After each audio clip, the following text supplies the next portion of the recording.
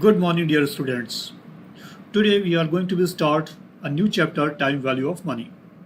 This chapter is going to be very exciting for you because when we are going to be studying financial management, we must be in the study or understand about the time value of money. Or we can say that management of funds. Management of funds means that if you are having some savings today and you are investing, so one question is coming always your mind, what you are going to be receive in future. It means what would be the value, what would be the benefit after your investment.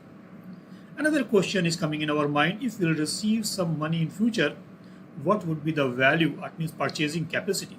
So this type of so many series of questions are there what we are going to be answered after completing this chapter. Be with me in this chapter.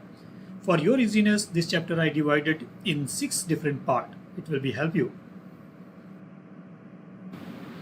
So now we are going to start part 1. As I told you that these 6 parts are in 6 videos. Must be go one by one all videos. You will understand everything in a proper way. I hope so you will understand everything.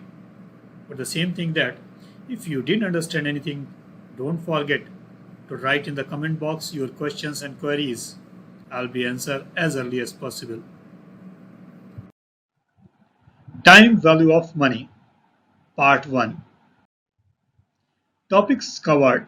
This topic is not only for that part 1, it will be for all 6 videos. So you will get to know that how much portion we covered here and further what we are going to be cover in future. So let us start that what is the time value of money? The interest rate, simple interest, future value, present value. What is annuity? We will discuss about this during the video. Future value of an annuity, present value of an annuity. Annuity calculation with uneven payment or returns. Effective annual interest rate. So these all topics are going to be covered in 6 videos. Now we'll start the time value of money. Which would you prefer? $1 today or $1 after a year? Obviously, $1 today. The reason behind it. Money received earlier rather than later allows individual to use the fund for investment or consumption purpose. You know that I will explain this more to you for understanding. If you receive $1 today, this is not just only you want money today. You have a reason behind it. The reason number 1, if you will get money today, you have opportunity to reinvest in future and get interest or additional income on your investment. The second situation, maybe you need to consume today. You need to buy something today. You need money today. You will not wait for the next year or future year. So these are the 2 important reasons behind it. This concept is referred as time value of money. So this is the time value of money. It means we are going for opportunity or requirement. Whatever is there will follow. This core principle of finance hold. The provided money can earn interest. Any amount of money is worth more if it is received sooner. Importance of time. Just I will ask one question to you. Is time such an important element in your decision? What's your answer? Definitely all of you will give this answer. Time allows us the opportunity to postpone consumptions and earn interest.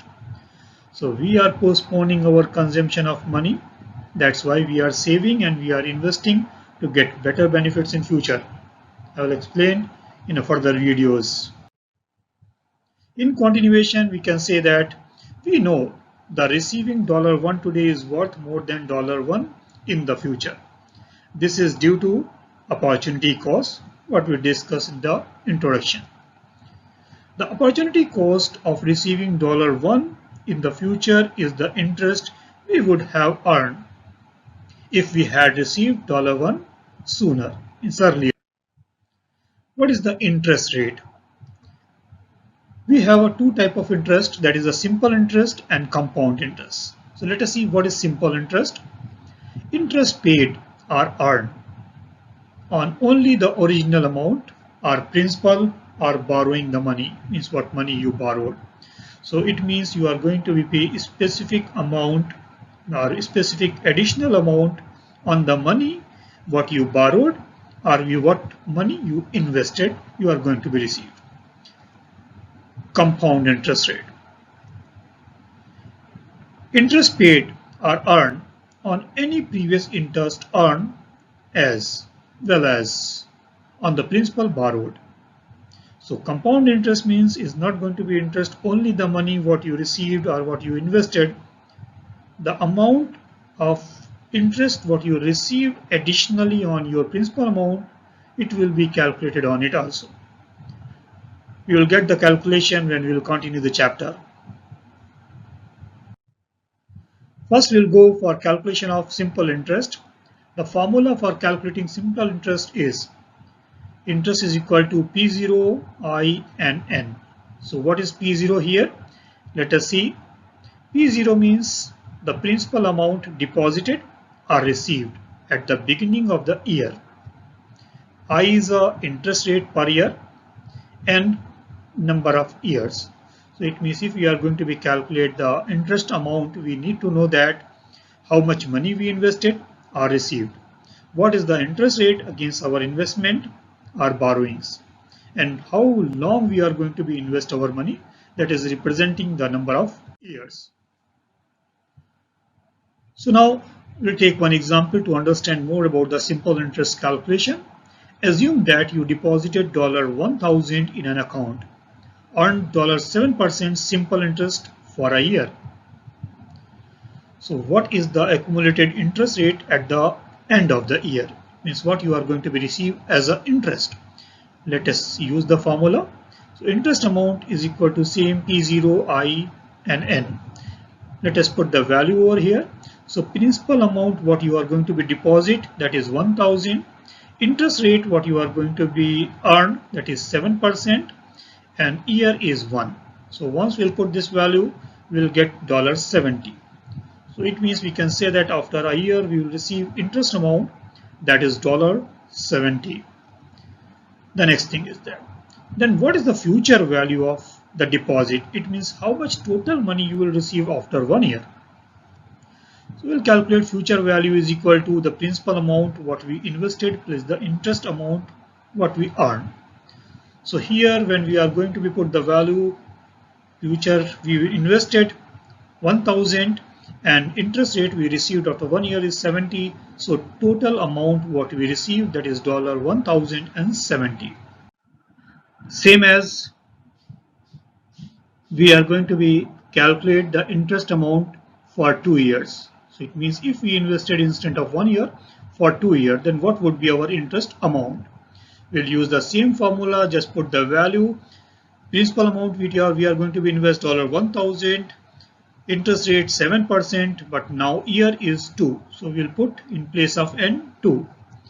We get to know that our interest amount is $140. We are going to be calculate the future value. Same formula again will apply. Future value is equal to initial investment or principal amount what you invested plus interest amount what you received after completion of your investment years. So here the principal amount what we invested, that is $1,000 plus the interest amount what we received $140. So it means total future value of our 1,000 investment for 2 years is $1,140. So we can say the future value is the value at some future time of a present amount of money or a series of payments evaluated at a given interest rate. What is the present value of previous problem?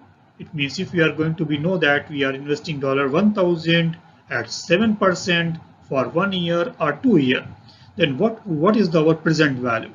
You can simply say that the present value is $1,000, what you originally deposited or invested.